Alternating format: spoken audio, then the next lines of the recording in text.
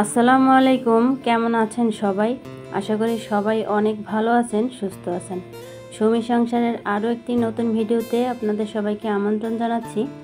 আশা করব আমার আজকের ভিডিওটি আপনাদের কাছে ভালো লাগবে। আমরা সবাই ভালো থাকলেও আমার মেয়ে কিন্তু একদমই ভালো নেই, তার খুব মন খারাপ।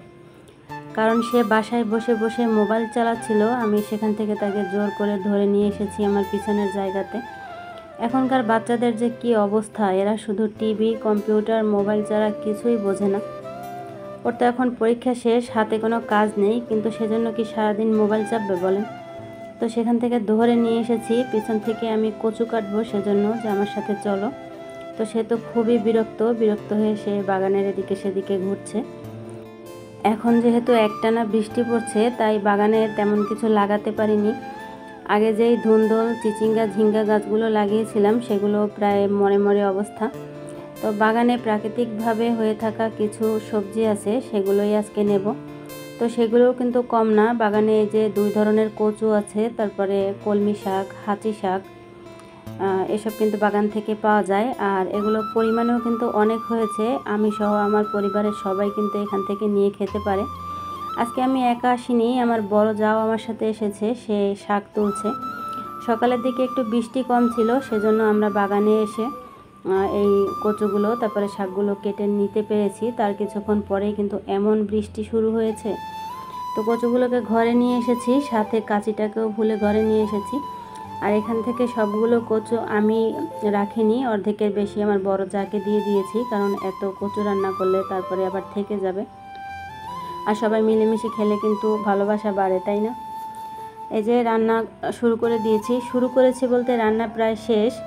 গরুর মাংসটা আর অল্প একটু রান্না করলেই হয়ে যাবে। আজকে শুধু 2 আইটেম রান্না করেছি। তো আমি রান্নার শেষে সমস্ত থালাবাটি ধুয়ে পানি ঝরাতে দিয়েছি। আর এই যে ভাত আর পুঁই শাক ভাজি আমি আগেই করে নিয়েছিলাম। পুঁই শাকটা চিংড়ি মাছ দিয়ে ভাজি করেছি, খেতে খুবই ভালো হয়েছে, কিন্তু দুঃখের বিষয় শুধু আমিই খেয়েছি, আর বাসার কেউই তেমন খায়নি।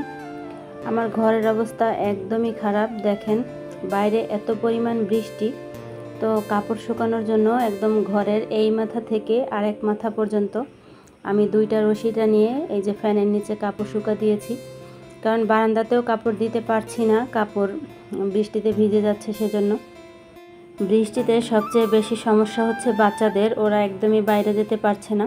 তো কী আর করবে, বাবা ছেলে মিলে দাবা খেলতে বসে গিয়েছে। আমাকেও বলেছিল, কিন্তু এই খেলাটা আমার কাছে অনেক প্যারার মনে হয়। তারপরে আমি আমার কিছু প্রয়োজনীয় কাজ সেরে নিচ্ছিলাম।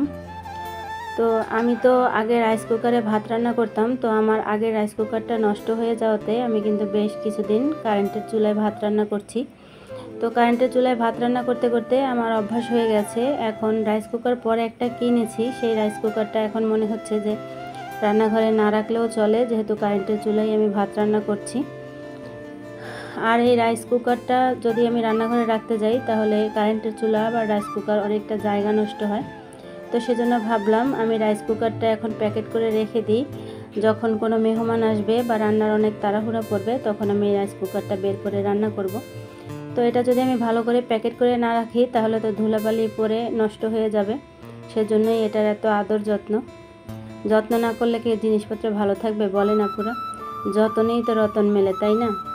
এই যে এটাকে আমি একদম সুন্দর করে পলিথিন দিয়ে বেঁধে রাখলাম। আর এখন এই বক্সে ঢুকিয়ে আমি হাতের কাছেই রাখবো, যাতে আমি সময় মতন নিয়ে ব্যবহার করতে পারি।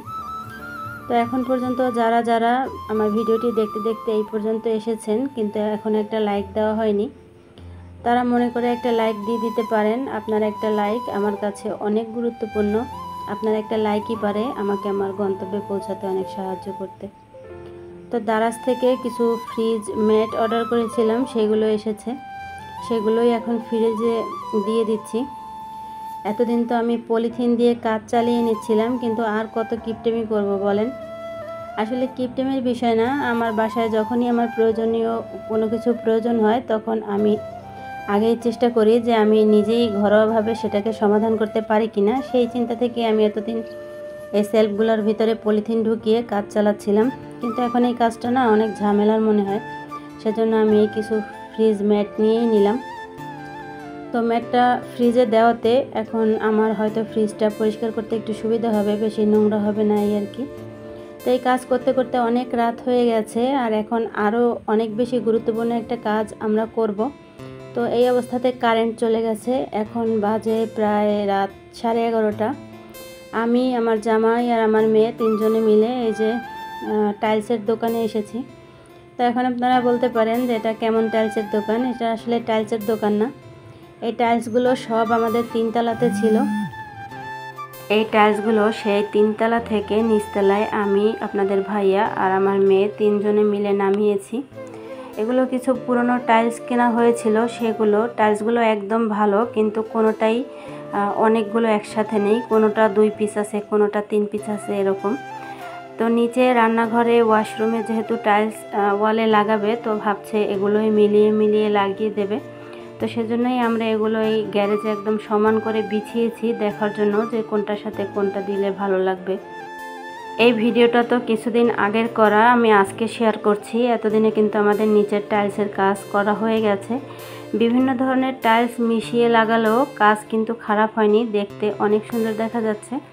আমি অবশ্যই একদিন সেটা ভিডিও করে আপনাদের সাথে শেয়ার করব।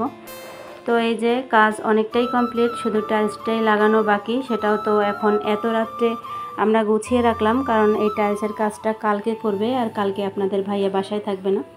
তো সব টাইলস এই যে জায়গায় জায়গায় রেখে আমাদেরকে বুঝিয়ে দিচ্ছিল যে কোনটা কোনখানে লাগাবে। এতটা রাত জেগে করার কারণ হচ্ছে যাতে আমি আর আমার মেয়ে কালকে মিস্ত্রিদেরকে বুঝিয়ে দিতে পারি, সেজন্য। তো আজকের ভিডিওটি এই পর্যন্তই রাখছি। সবাই ভালো থাকবেন। আল্লাহ হাফেজ।